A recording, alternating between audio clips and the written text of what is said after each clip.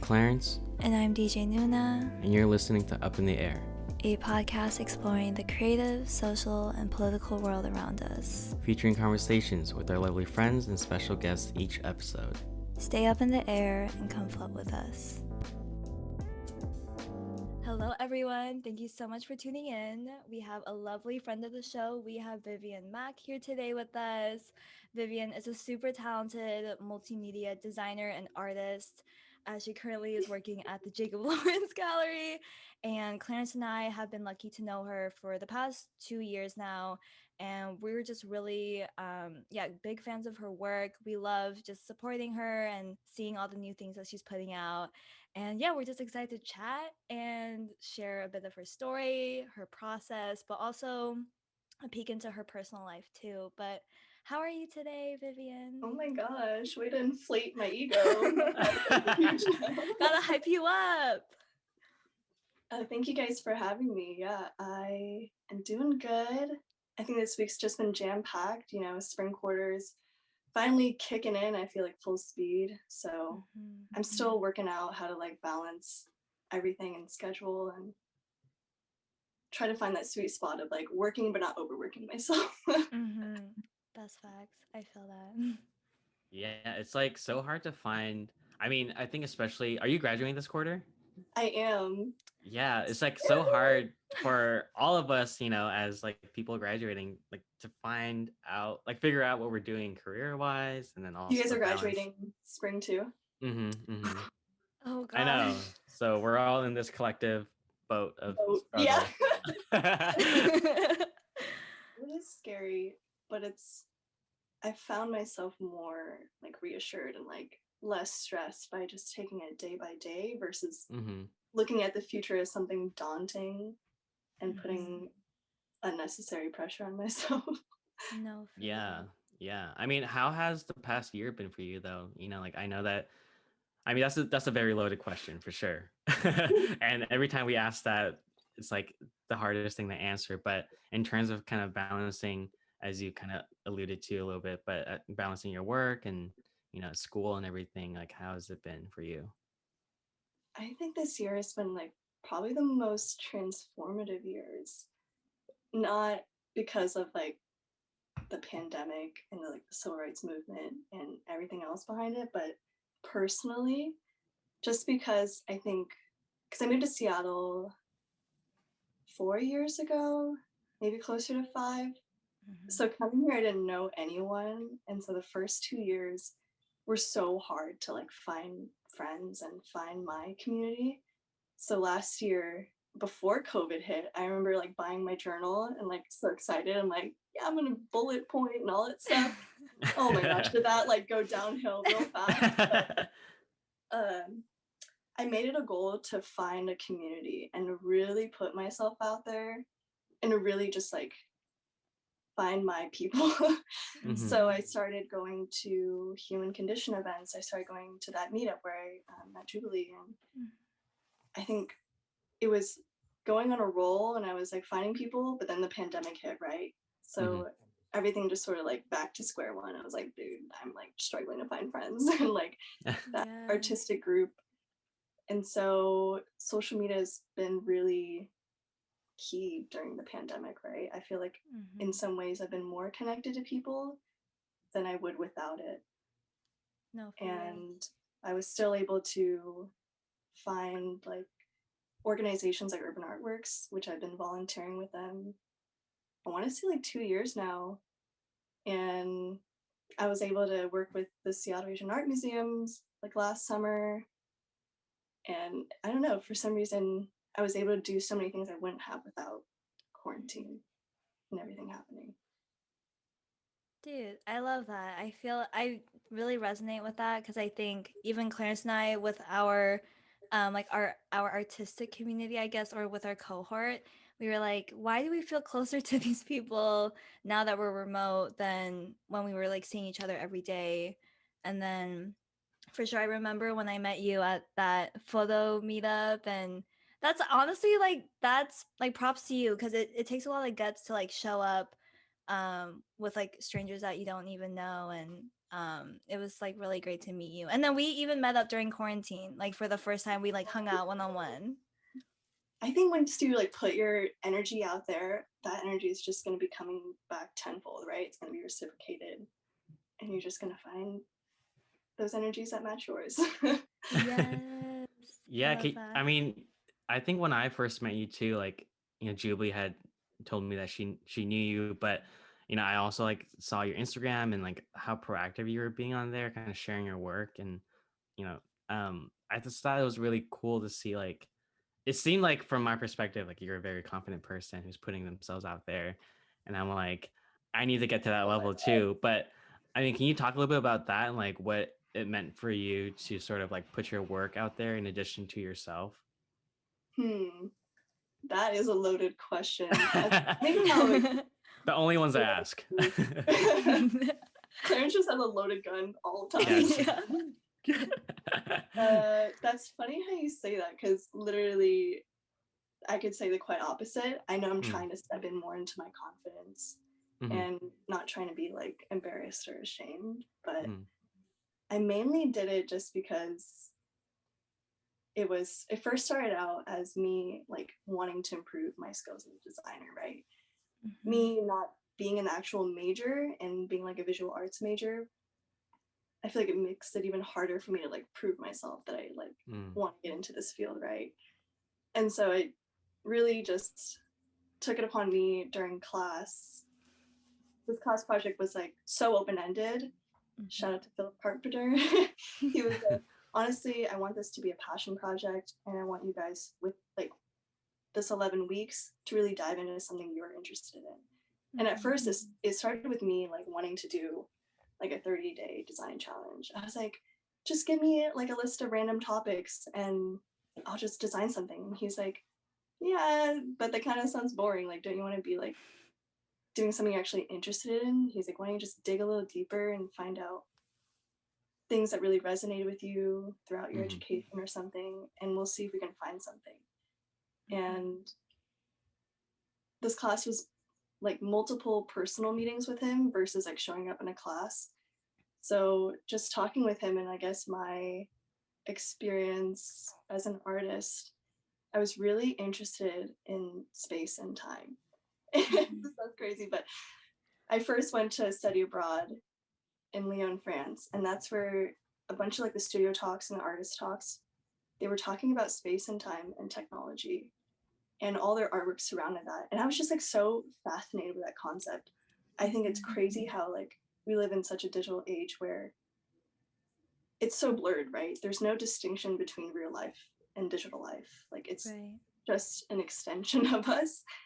And I think that really inspired me to design something to really showcase that and to really explore that. And also the introspection part really hit because I took a class on dreams and consciousness. And ever since I was a kid, I've had crazy lucid dreams. If you know me, literally every day I'm like, dude, my dream was like insane. And everyone's just like sick and tired of hearing about it. But I cannot help but to write my dreams down every day, or every morning I'll literally just sit there for like 10 minutes. I'm like, why did I just dream that? Like that makes no sense. But from that class, my favorite class ever, we started off class with like 5 minutes of meditating, and then everyone kept the dream journal. And obviously we learned about like Carl Jung and then Sigmund Freud and all these famous I guess psychoanalysts. And it really made me believe that dreams are just showing us a deeper part of ourselves, right? Like we think dreams, or I guess Western science always push this idea of like dreams are just us filtering out memories throughout our day, but really I feel like it's like a deeper part of us. It's just one reality, right? And so pretty much that's what I was trying to design and capture, like those moments maybe people look over, but I want people to like kind of dig a little deeper. No, that's beautiful. I think I'm just now thinking about my dreams and what they mean because I think I have a strong tie between like what I dream and what I'm manifesting because I feel like sometimes I find there's lots of parallels between the two. But even like your discussion on like space and time with our friend Ibrahima, we were just talking about how yeah, I think y'all should meet. I don't know if you guys have talked before. We talked, and I was like, "How have we not met?" And then Rafa was Oh, like, I'm like, "Dude, I need to meet you." okay, one day we're all gonna hang out because Ibrahim is the best. Yeah, it's the I coolest can But already guy. tell. yeah, but we were talking about how in concerts, how Ibrahim when he went to his very first concert, he was like, why does everyone have their hands up all the time? And it's because they're holding their phones and how they're living this concert through the digital lens, even though they're right there in the physical space. And I was like, yeah, that's so weird that like even in the time and place we're living through kind of a digital lens and then people okay this is kind of confusing but like people that aren't in the physical space they're also kind of like experiencing it through the digital lens so it's weird. I don't know. I was like space and time kind of but yeah I was just thinking about It's, that. I think we're consuming so many things at such a rapid pace, and Hmm. I think we're just experiencing so many things faster and consuming things on Right. such like an insane scale versus like Hmm. years ago before the fucking railroad existed, right? Like I don't know. Dude, like why did technology have to advance so much like Capitalism. no for real. I just kind of wish I could live in like a cottage and just never interact with anyone. I know. Right? I forgot who I was talking to, but they were like, "Can we just go back to the days of like hunters and gatherers? Like, I just want to like go out and like have like well, I think like the beauty in that is like exactly what the goal is. You know what I mean? Like for I think for us, like in some ways, there's so many possibilities of what we could possibly do with our sort of career paths and like other mediums, whether they be our passions or not. Like there's so many options and possibilities and just outcomes that it's like overwhelming, in the Mm-hmm. same way that the internet and like the digital technology, everything advancing is also so overwhelming. Hmm. It's But daunting, right? yeah. Yeah. I remember someone posted it on Instagram, but it was like, this is what the world would look like if you missed a deadline or like didn't get the job or something that we stress about and it's like the world just looks the same. Like we're just on a rock. So Like we're literally a speck of dust. I no, know. I know. Speck of seriously. dust. And I think quarantine has really made us slow down and realize that. Like, I don't think anyone dreams of Hmm. labor, right? Mhm. I think, and especially in our field of design, it's kind of hard to navigate that because our whole industry is based off Yep. of like consuming, consumerism, marketing. But I think if it was really up to us, we wouldn't be creating for capitalism. I think we would just be Yeah. creating to create and share, and Hmm. that would be the end goal. No, for real. I feel like design really baits all the students because I think a lot of our first impressions of it was like, oh, it's really creative. You can, tie in like your art experience or you can I don't know, it just looks cool. And then you start taking classes and then you start the job search and you're like, oh, you're constantly creating for someone else's eye and you're following all these rules and I think especially like Clarence and I's our design curriculum, it's just very centered in like European standards, European Eurocentric history and yeah, I think quarantine really woke us up because we're like who are we doing this for? Like Mhm. why are we putting so many hours into stressing over nothing or things that don't really matter, but we're told that they matter. Yeah. And I think it was a nice safety net for us artists and creatives. And this was like a field where it was like, you can still be artistic, but be stable, financially You can stable. make money. Right? So we're like, okay. So it's kind of Yeah. Dude, for real.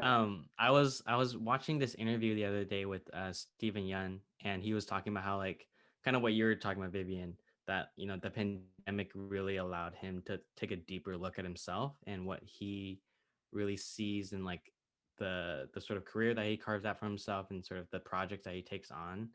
And I think what you do really beautifully in your work is that you're capturing a sense of your identity within it. And I'm just interested to know like what's important to you about sort of like doing that, like capturing yourself in your work and having it sort of represent a part of you. Because I think, whether it be like in some of the sculpture pieces that you've created, that alluding to your cultural background, or even you talking about space and time, like your interest in dreams and what that could mean to you as yourself. Like I'm interested to know, what is identity and how does that manifest itself within your work?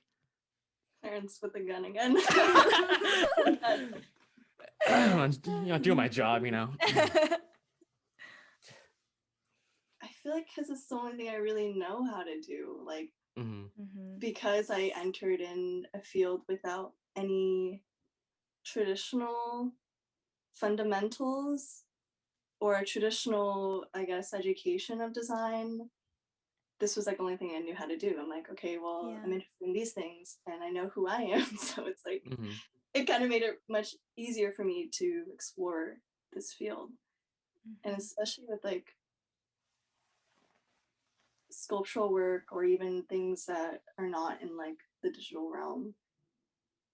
I came from actually my first quarter in a class because I came from a STEM high school thinking I was going to do like biotechnology and like research. And so I started summer quarter and my advisor was like, okay, well, the series doesn't really start until like fall. So how about you, choose a couple classes that you're interested in? I was like, and I think growing up, I feel like I had like an itch that I was creative, but I kind of pushed it away and like maybe convinced myself that I wasn't creative because growing up in an Asian household, my parents were like in the medical field. So my dad was just like, you're never gonna make any money doing this. So you shouldn't do that. Like, that's so pointless. And I think I convinced myself, I was like, yeah, it's like useless. And it's funny because like my teacher was like, you're not gonna be in the medical field. You're gonna be like an artist or something. I thought she was crazy. I was like, I don't know who you're talking to, but and so my first quarter, he talked about, I think, just the context of art and how that's actually really important. And we spent a whole day looking through trash art on Reddit.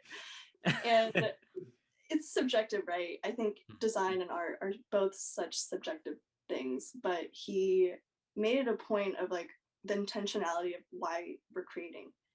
You can create a beautiful looking eye or figure, but that's all it's going to be if that's like your intent, right? If there's no cultural meaning, context, or anything relative to it, it just becomes beautiful, and that's the only thing it is.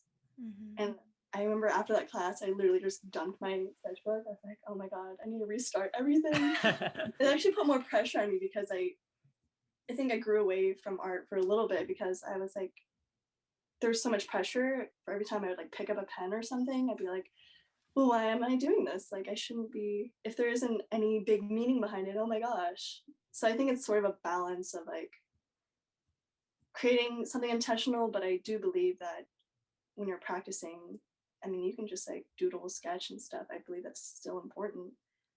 But to really put art out there that's going to last and really maybe leave an imprint on someone, it has to have context, even if it's something small.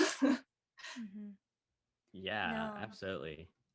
That's yeah, I definitely felt the same way because I think with a lot of designs that we sort of take on, it's like, yeah, what is the deeper meaning? Like, how can this, almost create a legacy on its own? Like, what makes this timeless? Like this kind of idea that it has to, again, what you said, like leave an imprint on a person. And you're totally right in that it's the context. And yeah, I mean, like, I'm just picturing myself, like, I can't even imagine myself creating something that could really live that long, which is crazy to think. Like, did you think that some of the stuff you're creating, even before you finished it, that it would it could have an impact like that, or is it more just like putting it out Mm, there first and then seeing what? yeah, Okay. just putting it out there first. I Mm-hmm.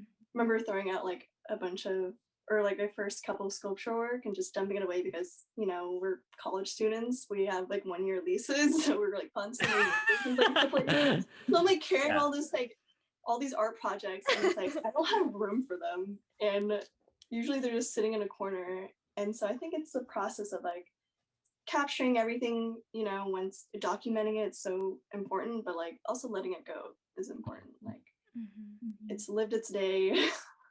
I'm sure it lives in someone's memory, but it's not mine to keep. I feel like once I put it out there, Hmm. if that makes any sense. For sure.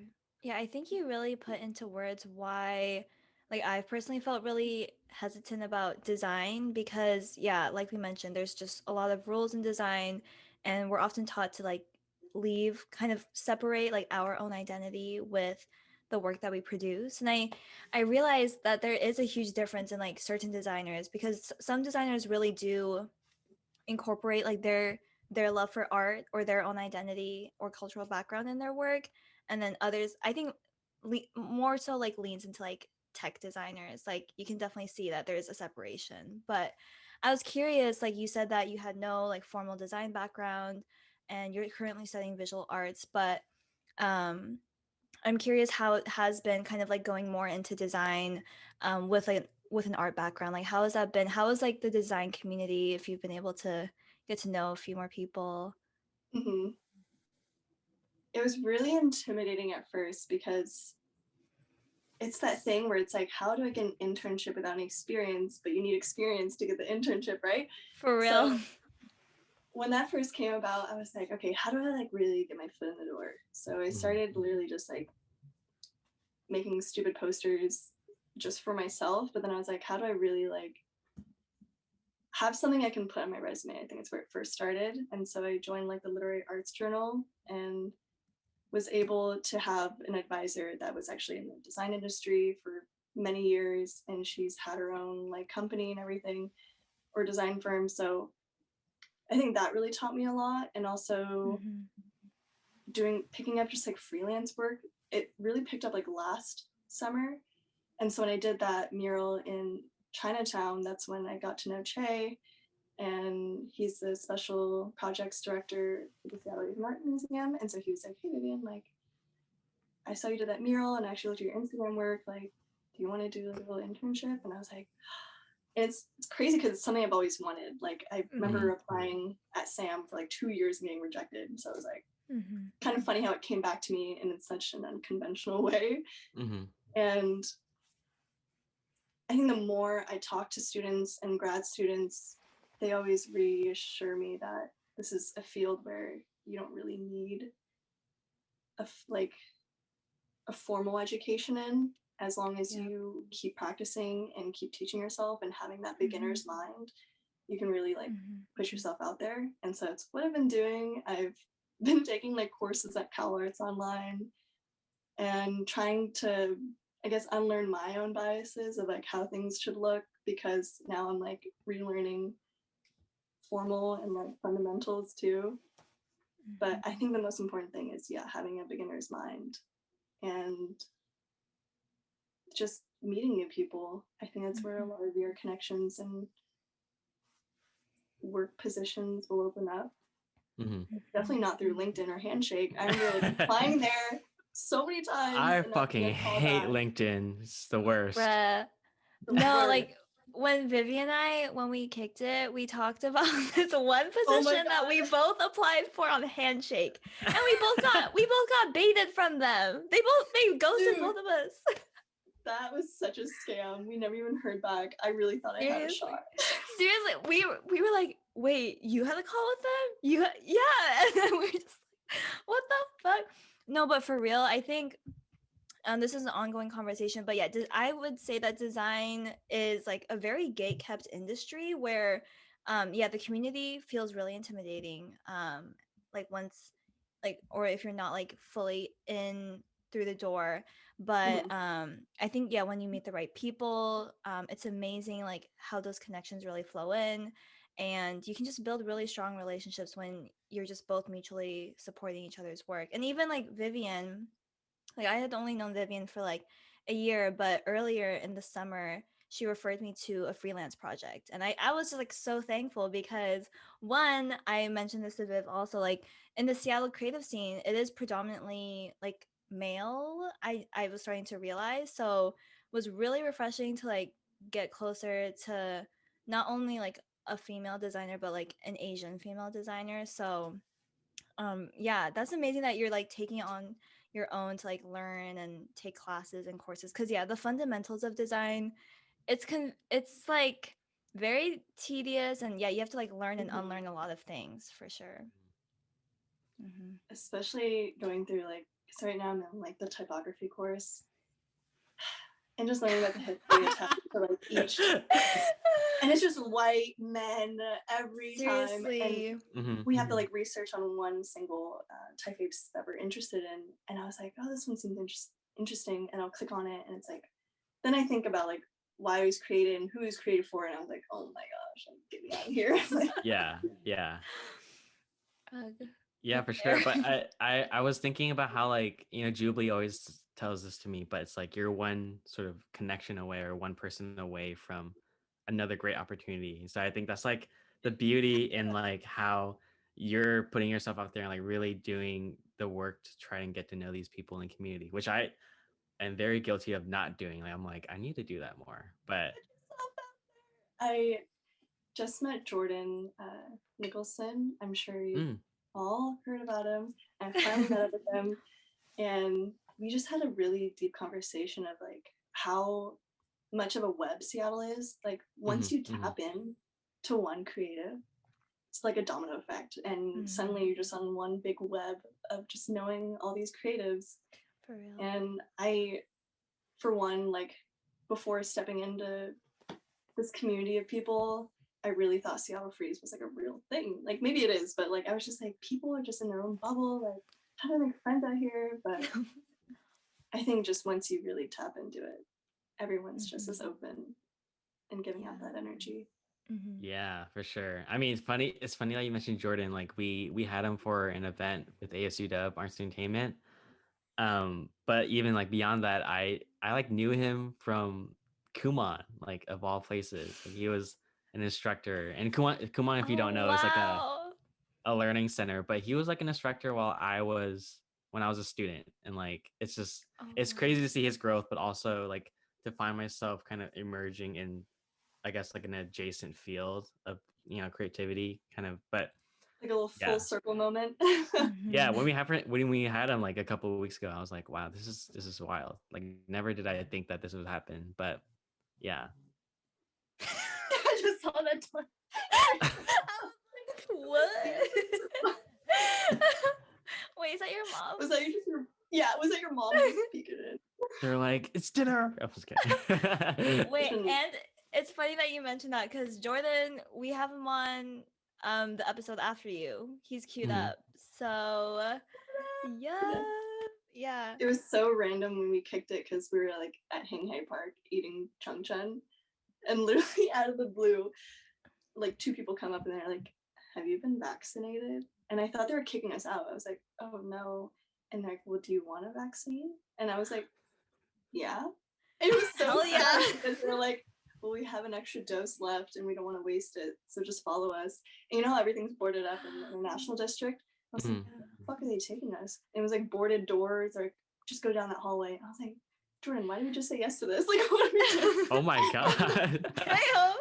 But there was nurses, and lo and behold, they gave me the CDC little card. But that was like the most randomest thing ever. Dude, yeah, I think I saw that on your story. I was like, oh, that's cool, but didn't know that you guys were just asked off the street. On one hand, I was like, yeah, like. Dude, that's clutch. Yeah, I think. Oh wait, go for it. Okay. I think another important thing that me and Jordan talked about was coincidences, but how they're not really coincidences and they're more like synchronicities, right? And so I think I really believe that how everything happens for a reason. and we just got in that whole big role of like there's just a purpose or an intent behind every interaction. And I thought that was so beautiful to hear. No, I love that. I know that introspection is really important in your work. And I think, yeah, I told Clarence this the other day, like, for real, what's meant for you will not pass you. And every like rejection or, application on LinkedIn that doesn't work out, like, truly that will just direct you to whatever position you're meant for. Absolutely. For the time and place. But I wonder, okay, yeah, because introspection, I feel like people always tell me that I'm really meta because I'm like thinking about thinking. Did people ever say that to you? Dude, me and Jordan were talking about that. Like, I thought that was normal. I was like, you're telling me that people don't really think about what they're thinking about all the time. Like, no, they don't. Like, I feel like every event or thing that happens, it's just like me in my head, it's like third person. Like, I'm always rethinking about the things that I like either talked about or interactions with people or things. Yeah. No, I feel that because my friend was saying how she was like, yeah, I don't have an inner voice. And I was like, Excuse how me? do you, I know, I was like, bitch, how do you Wait, think? oh my god, our Wait, faces were like, We're like, and it kind of makes sense because she doesn't, and I know that she listens to every pod episode, so shout out to you. You know who you are. But I was like, damn, like, does she experience Wait. anxiety or I don't know. I'm just like, No how does way. that work? But yeah, I think quarantine also reminded me that yeah, some people really live their lives without like thinking or not thinking, but they live their lives without just this inner aimlessly voice. walking around. Raw I'm dog in life, just Yeah. empty head. No, there's no way. I don't believe that. I really think it's a lie. Like, there's no way. No, Yeah, I mean, like, there's definitely like people who I think like can really just say, "Oh, this is whatever," and like not go deep enough. But I mean, I feel like in some ways I do that, but then again, I can't help but obsess over like a lot of the things that I do or the interactions I have. Like, I'm like, oh my God, why did I say that? Also, what do I sound like when I say that? Also, what did I look like when I said that? You know what I mean? Like, you just, every single thought, every single insecurity goes through my mind. But it's like Inception. Yeah. Yeah, I think it's normal to think those things, right? Yeah, but that's just like our ego. Right. Sometimes I'm like, do I have anxiety or do I just think a lot about myself? Shit. Yeah, like, am I just self-centered or? But I was curious because I remember like this is early in quarantine. You did a poll and it was like, do you experience imposter syndrome? And it was like for the predominantly yes, a couple no's, and I slid up and I was like, I bet the X amount of people that said no were men. Probably. True. That was true.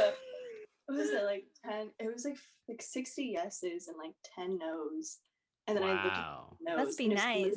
It was like just all white guys. I was like, dude, for real. Like one of another listener of the pod told me like, yeah, I just experienced imposter syndrome for the first time in my life, and I was like, damn, you made it a good 23 years of your life without. Again, must be nice. But like imposter syndrome is definitely kind of like thinking about thinking. It's a form of anxiety. It's also kind of a form of self-sabotage because we're just like we're not deserving to be in these spaces when clearly we are because the opportunity presented itself. But I know that it's like still something everyone's working on. But how have you kind of addressed that or responded to it? Because it's tough. It's tough for sure. An ongoing process. I remember, so the Gold Addy, like Seattle AFF just hosted their gala, and that was when I won the award for like the illustrations for the poster designs. And I remember Luis, shout out to Luis, he reached out to me like a year ago. So he's the president of AFF. He's like, hey Vivian, I've been noticing you're putting out a lot of good work, and we're hosting this soon, and we'd love to have your submissions. And I was like, what is this? So I started like Googling, learning more about them. I was like, okay. And I remember like setting up my application, but just never turning it in, never submitting it. And he reached out like the day before, and he's like, hey Vivian, I don't want to be like that person, but like, I really just want you to submit your stuff. He's like, I really think give it a good shot. And I was like, it's funny. I like opened up an application, but I just never went through with it. Mostly because like, it was just like paying fees. I was like, I don't really want to pay these fees, especially as a student, you know? Yeah. And thankfully there was like a student waiver and stuff. And I didn't hear back until just recently. And they're like, you want a gold Addy? I literally stared at that email and I was like, I don't believe it. It's a mistake. I literally went to the gala, whatever the Zoom or YouTube online event. And the entire time I was like, I'm sure they made like some type of mistake, because it was like creative agencies lining up one after another, like Xbox, all their campaigns. And I'm like, what is going on? Like, what is this event? And then there comes like my poster designs. I was like, Vivian Mak. And I was like, what? This is so weird. Even when I like picked it up and like met them, I was like, you sure? You sure about this? And they're like, yeah, it's yours. I was like, you sure though? Like, I don't know. And I think it's just like, I'm still trying to learn how to like step into my own confidence. But you're right, it is self-sabotage to think like we don't deserve these things and we're not worthy of these like recognitions or affirmations. But I think it's partly to do with like maybe the Dunning-Kruger effect. Have you guys heard about that? No, what is that? Please share. Oh my gosh. So let me pull up a little graph. When someone mentioned to me just recently, I was like, huh? I was like, that's probably what I've been experiencing this entire time. And so the Dunning-Kruger effect is literally like your level of competence versus your confidence. And there's like a slope of Mount Stupid at the beginning, right? When you're first learning things, you're like, I know everything. You're so confident, right? And the more you learn, the less confident you kind of get. And the more you know that there's more that you don't know, right? So the more you know, you're like, oh my gosh, like I know so little. And I think we're in that space of where we're all pretty well versed in these skills, but we're still like questioning ourselves, but we're still like, I don't know, knowing that there's still more to be learned. And that's why we maybe doubt ourselves. Right. But it is self-sabotage in the end. Like we need to really just start stepping into our own power and believing. Right. That is so interesting because, yeah, I definitely think, because when I think about like 4 years ago when I didn't know what Adobe was and I didn't know anything about design, I was definitely like curious but hesitant. But yeah, I feel like at this point in my life, I should be more confident. Like I know so much more shit. I have an education, but yeah, I'm trying to like pinpoint like why am I sabotaging myself? Like and I find it a lot in my language too. Like even in crit, like people are saying like, why are you underselling your work? Like why are you saying, oh, like this is rough? But like I realize it's just so ingrained in how I carry myself, how I talk about my work. And I've been trying to tell myself and just a lot of my friends, like I just wish that you could see yourself the way that I see you. And I try to speak that to myself too. Cause like when I look at all my friends, all my talented friends, I'm just like clapping. I'm just like their fan.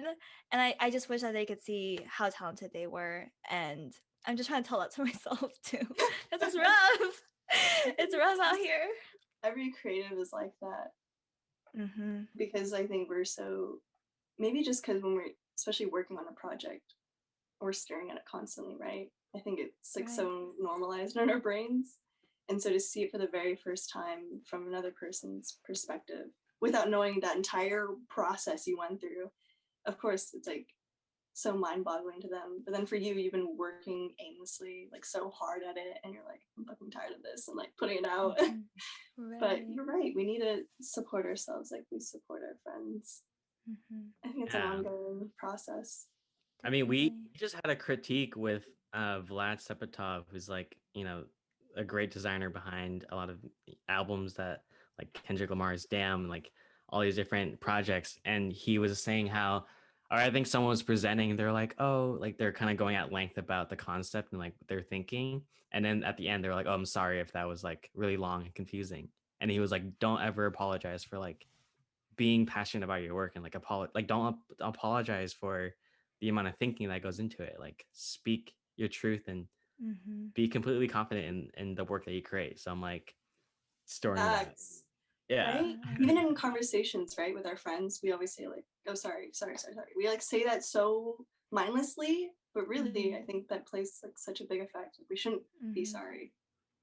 Yeah, like, I mean, we're occupying this space, and like we deserve to be here, whether we're creative or in any other field. Like we're valid, our thoughts are valid, our voice is valid. I think I'm like, I'm say valid. that, Clarence. I was like, damn. I think it's a lot to do with maybe our upbringing, or maybe just our identities as Asians, right? Like even the education system itself, where like how that really has shaped our head to be like really second guessing ourselves, like, you know, raising our hands, whether it be like, I don't know. I think that really affected us deeply. Yeah. And I think college was when we try to like totally unlearn that, because I feel like college was nothing like I guess for me it was nothing like my elementary or high school. Like I was allowed to like speak my opinions and learn the truths behind our identity. And so I think that whole unlearning process, we're still trying to go through it. No, definitely. I think I see a lot of parallels. Even Clarence and I haven't had the opportunity on a pod episode to address like the violence, the rise in violence against Asian Americans, but even in that like grief process, I was like, wow, I feel like I can't even validate my own emotions, or like I'm asking myself, am I allowed to feel upset, or am I allowed to feel hurt? And I think I found that in a lot of different aspects of my life. Like, why do I feel the need to ask permission to do something or feel a certain way, or again just like validate my own experiences? So definitely has a lot to do with upbringing, that like I definitely grew up to be very passive and submissive, and it wasn't until college where I was like, that was not a personality trait, that was just white people bullying me. Like, damn.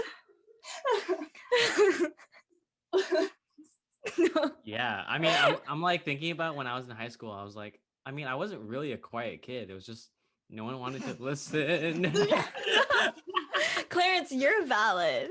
Yeah. Yes, you're valid. Thank you. But that kind of you know, before we round out the show, I also wanted to ask, like, you know, with everything that we talked about today, it's obviously very like heavy on the soul, the mind. And so I'm wondering, like, what do you do for self-care? You know, like when you have time to yourself to like, I mean, if you do have things, or if you're working on it at the moment, but I'm still working on it, right? I think I'm constantly glued to my screen because I feel like once I have a task, I need to like complete it immediately. So I definitely do overwork myself, but I think sleeping in, I love sleeping in, wrapping myself in a blanket with a heating pad and just binge watching shows or YouTube, whatever it is. I love cooking.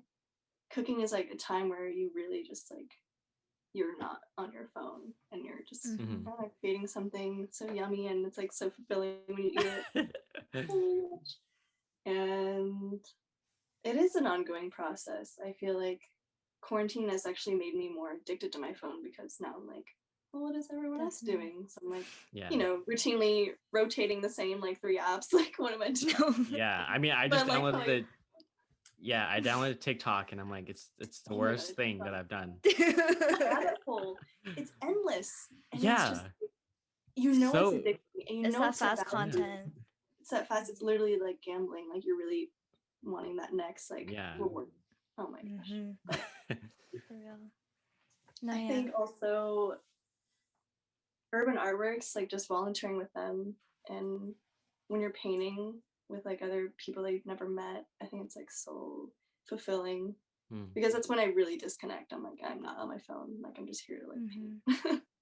Mm-hmm. No, Yeah. yeah. I think that's beautiful. And I see a commonality between all those things. Like it's really spending quality time with yourself and without your phone in the picture. So I think it's really, it's for me, it's encouraging to know that all of these processes are ongoing and like healing, like the skills that we're learning, art and design in itself, it's just ongoing. And yeah, that's what life is, I guess. Damn. Life's all about. Really, when you think about like everything that happens, all these goals and inspiration, or like goals that you have for yourself, like when you reflect on those things, you're like, I actually achieved those things, and I got those positions I wanted. But I think the things that like permeates and stays with us is really like the relationships and like who we talk to. Because I always like reflect back on like conversations I have with people where people I've met, and I'm like, damn, I love that. I love those moments, and I'm constantly replaying them, and I Yes. want more of them. Mm-hmm. For sure. Well, yeah, Clarence and I are just so happy to have had this conversation with you. Like, for real, I think this has been such a good, not just episode, but just conversation as friends. Like, I just feel really inspired and I feel like just really fulfilled. Yeah. Clarence, do you, yeah, I know Clarence be feeling the same because Yeah, he's like, for sure. he's like, I agree. But You guys to have yeah. this, like, you're constantly doing this, and that's probably so fulfilling, right? You're constantly meeting new people and constantly knowing about yeah. their lives and Yeah. process. I mean, I remember when we first started the pod, like I was like, I just want to have a space where I can talk like as if I know what I'm talking about, and then just like have the conversations. Like I feel like most of the best thinking and like whether it be creative or not, like happens in conversation. Like it's just talking through the ideas or talking through the concepts. But Mm-hmm. yeah, again, thank you so much for being on the pod. And as usual, we always round out the episode with a song of the week. I know that you've you've had that on the back burner, but we can go first just to give you some time to Yes. figure out your song. But Take it away. yeah. So Jubilee and I have been working on a capstone project, and we've been focusing on Frank Ocean's music and kind of building uh yeah, like sort of like an installation kind of reflection with his music as the common thread. But I've been listening to Close to You a lot off of his album Blonde, and I promise you I'm not simping, but like I was like listening to the song, and then I was listening to the live version in that video clip where Brad Pitt's there like on stage too, like on the phone. And I'm just like, wow, like it's really tapping into like all these different emotions, and I don't know, I just really loved it. But yeah, I'm not simping. It's okay to It's simp, okay to simp. Mr. Yeah. Clarence. There's that Okay. validation. I'm sipping. Yeah, No, that's but Jubilee. beautiful. Um, yeah, I have been listening to a lot of Frank, especially with the Mm, project. Mhm. Shout out Ibrahim is also a team member, so we're working on that. But I would say that my song of the week is called "Stuck on You" by Michelle, mm, and they're super cool. I guess they're kind of like indie pop, but they seem to have like a really diverse band, like of 7 people. And shout out to Discover Weekly. I find so many good songs from there, but I think that is something that's really embodies the spring. I just feel so much better these days with the sun out, and I just have like this anticipation that things are going to get better. And like we're all vaccinated for the most part almost. So that's what I'm feeling this week. But how about you, Vivian? To go off that, the sun shining, like I feel like whole like Seattle just realizes how depressed we've been once the sun came out. Instantly, like our moods are like so much better. Everyone's like so nice all of a sudden.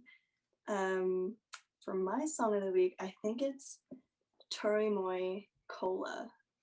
I mm, love Tori Moy. Like all of his songs kind of remind me of James Blake, who's like my number one like favorite artist. And those songs just like trigger something for some reason. Like, do you ever listen to songs and just like enjoy how sad you are?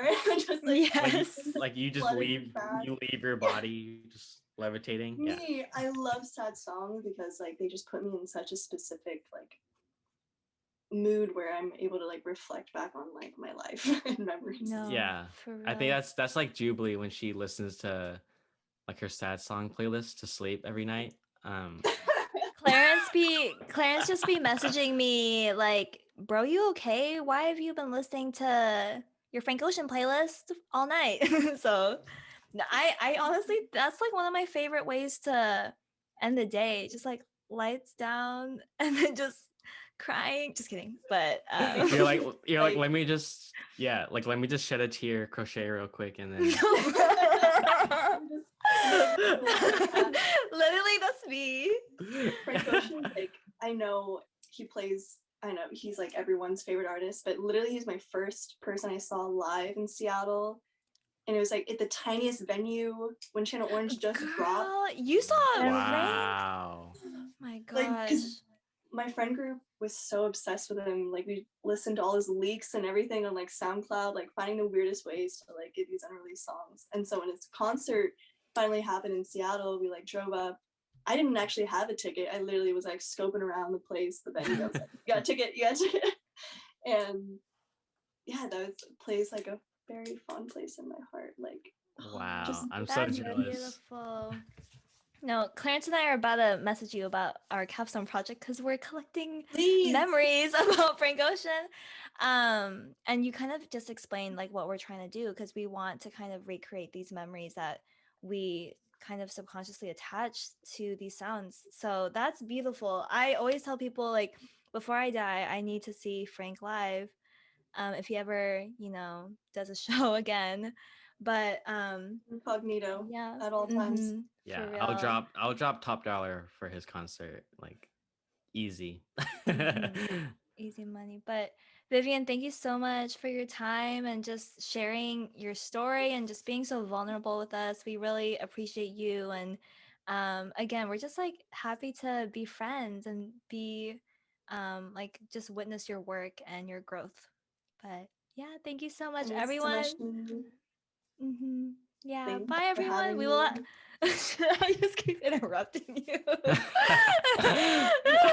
Fuck Zoom. But everyone like will have Vivian's like all her links, like her Instagram portfolio, because her work is beautiful, and y'all gotta check it out. But yeah, thank you again, Vivian. Thank you for having me.